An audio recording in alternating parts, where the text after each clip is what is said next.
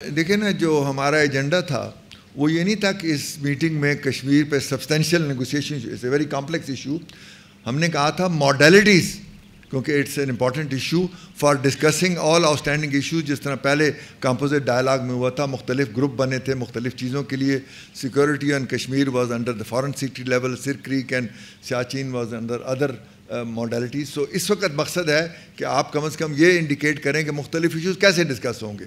تو ہم یہ پھر اگر گئے تو یہ تو پوچھیں گے ان سے، کیونکہ یا تو آپ اوفا کا وہ جو میجر سینٹینس جس کو میں نے کہا that is the most important sentence, اس کو اگنور کر رہے ہیں تو الگ بات ہے. لیکن فراز دیٹ از دا کی، بیکاز ڈیوریبل پیس وہیں سے آتی. باقی تو انٹرم ڈیسیجن تھے کہ فشرمین ریلیز کریں، ریلیجس ٹورزم کو بہتر کریں اور ایل او سی کو بہتر کریں. لیکن وہ سینٹینس جو ہے وہ ہمارے لیے سب سے امپورٹنٹ آئٹم ہے اس کا، کہ پیس اینڈ سیکورٹی آنی ہے. اس کے لیے ضروری ہے کہ سب ایشوز پہ بات چیت ہو. تو اگر ہم ماڈیلٹیز اس لیول پہ ڈسکس نہیں کریں گے تو پھر کہاں کریں گے. تو ٹو دیٹ، اور یہ بھی ہے وہاں پہ اور بھی میٹنگیں ہو سکتی ہیں، ضروری نہیں کہ این ایس سی کی میٹنگ میں ساری باتیں ہوں.